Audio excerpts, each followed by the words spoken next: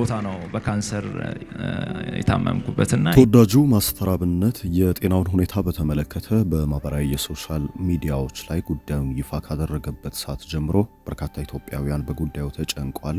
በጸሎታቸው ከጎኑ መቆማቸውንም እያሳዩ ይገኛል። የማስተር አብነትን ህመም በተመለከተ በዛሬው ዕለት ጥብቅ የሆነ መረጃ ተሰምቷል። ለአድናቂ ለወዳጆቹ የምስራች የተባለ አንድ ጉዳይ አለ። ከዚህ ቀደም በእግሩ ላይ ተከስቶ ስለነበረው ካንሰርና ይህንን ካንሰር በመታገል እንዴት ወደ ማሸነፍና ወደ በጎ አድራጎት ስራ እንደተሸጋገረ ከዚህ ቀደም በነበረ አንድ ኢንተርቪው ላይ ማስተር አብነት ይህን ጉዳይ ይፋ አድርጎ ነበረ።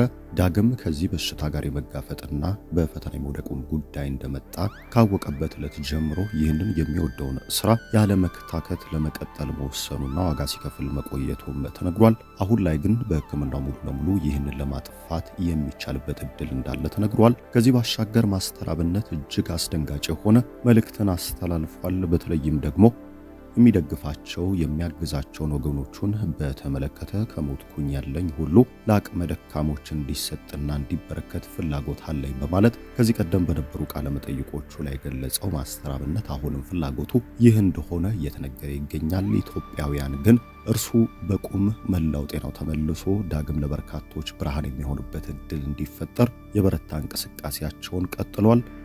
ስለ ሀገር ውጭ ሕክምና የተሰማ መልካም ዜና አለ። ዶክተሮቹ ያልተጠበቀ መልእክት ወደ ማስተር አብነት ልኳል። ይህንንም ጉዳይ ይዘናል። ኢትዮጵያውያን መፍጠን አለብን፣ ጊዜ የለንም። ማስተር አብነት በፍጥነት ከዚህ ህመም ጋር መታገል ይበቃዋል።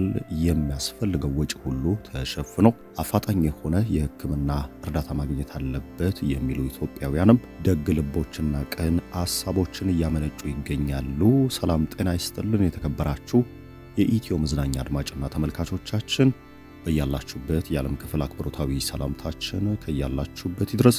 ከኢትዮ መዝናኛ በወቅታዊ ጉዳይ ወደ እናንተ መጥተናል። ሚዲያውን ሰብስክራይብ በማድረግ ቪዲዮ እንድትጀምሩ በትህትና በመጠየቅ ቀጥታ ወደ ዕለታዊ መረጃችን እናልፋለን።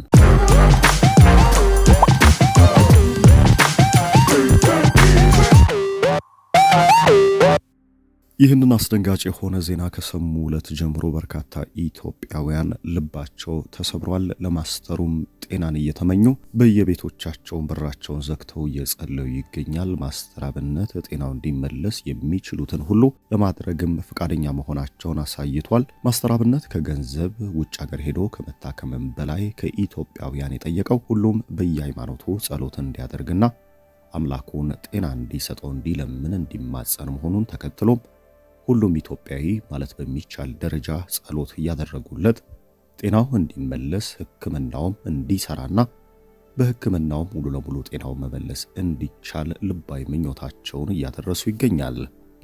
ማስተር አብነት የመታመም ጉዳይ ይህ የመጀመሪያ ለመሆኑ የተረጋገጠ ሲሆን ወደ ቲክቶክ መንደር ከመምጣቱ በፊትም መሰል እጅግ አስቸጋሪ የሆነ የሕክምና ጉዳይ አጋጥሞት እንደነበረ ተነግሯል። በዚህ ህመምም ሲሰቃይ እንደቆየና እግሩ ላይ ከባድ የሚባል ጉዳት ማስተናገዱ የተነገረ ሲሆን ተስፋ በተቆረጠበት ይድናል ባልተባለበትና እጅግ ባልተጠበቀ ሰዓትም ፈጣሪ የምሕረት እጁን ዘርግቶለት ሙሉ ለሙሉ ጤናው እንደተመለሰና ይህ ጤናው የመለሰለትን ፈጣሪ ለማክበርና እሱም ለደጎች ለመድረስ ከዚህ ዕለት ጀምሮ የደግነት ስራን ዳግም በአዲስ ሞራል መጀመሩ ተነግሯል። በወቅቱ እግሩ ላይ የደረሰው ጠባሳ እጅግ አስፈሪና ከባድ እንደነበረ የተነገረ ሲሆን በህመም ሲሰቃይ መቆየቱም ተነግሯል።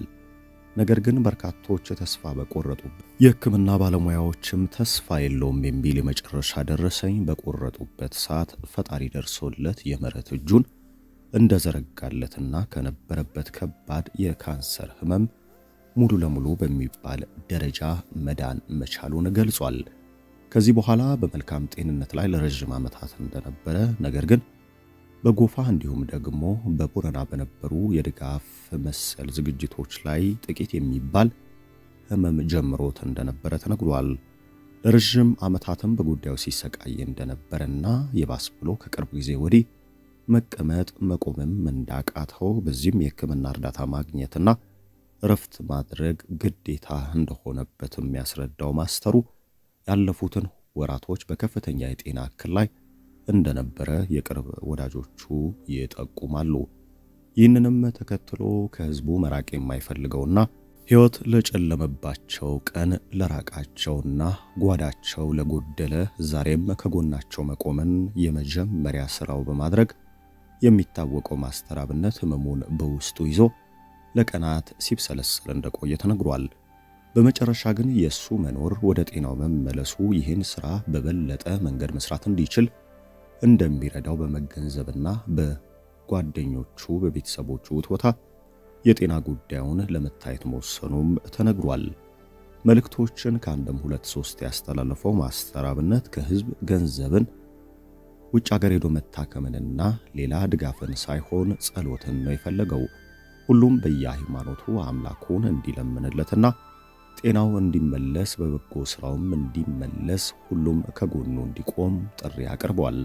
ይህንን ጥሪ ካቀረበበት ዕለት ጀምሮ ኢትዮጵያውያን እጅግ ትልቅ የሆነ ፍቅርን እያሳዩት በጸሎትም ከማስተር አብነት ጎን መቆማቸውን እየጠቆሙ ይገኛል።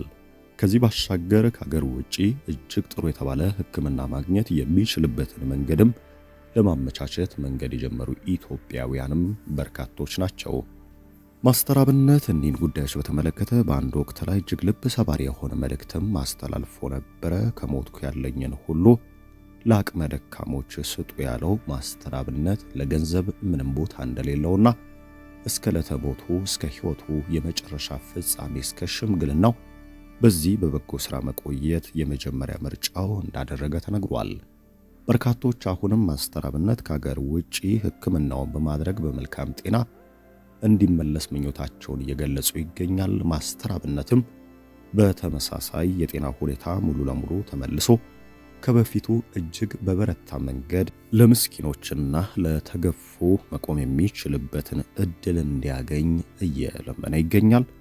ኢትዮጵያውያንም መጠን ያለፈ ትልቅ ፍቅራቸውን ከሰሞኑ አሳይተውታል። ጸሎትን ከማወጅ በሮቻቸውን ዘግተው ለማስተር አብነት ከመጨነቅ ጀምሮ ገቢ ማሰባሰብ የሚቻልበትን መንገድ በውጭ ሀገርም የተሻለ ሕክምና ያለምንም ስስት ማግኘት የሚችልበትን እቅድ በተመለከተ በርካታ እንቅስቃሴዎች ተጀምረዋል። ከዚህ ባሻገር ማስተር አብነት የገጠመውን ህመም በዚህ ህመም ዙሪያ ስፔሻላይዝድ ያደረጉ ዶክተሮችም መፍትሄውን በተመለከተ በርካታ ሐሳቦች በሶሻል ሚዲያው ላይ በስፋት እየተሰራጩ ነው። ማስተር አብነት በቅርቡ ሕክምናውን ለማድረግ ከሀገር እንደሚወጣም በዛሬው ዕለት ተነግሯል።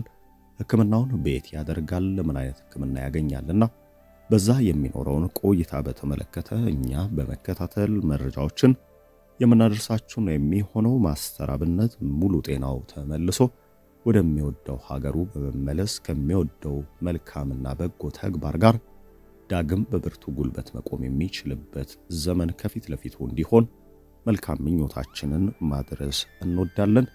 ኢትዮጵያውያን ላሳዩት ታላቅ ፍቅርም እኛም አመስጋኞች ነን። መረጃችን ይህንን ይመስል ነበር። እስከ ፍጻሜ ቆይታችሁ ከኢትዮ መዝናኛ ጋር ስለነበር ከልብ አመሰግናለሁ።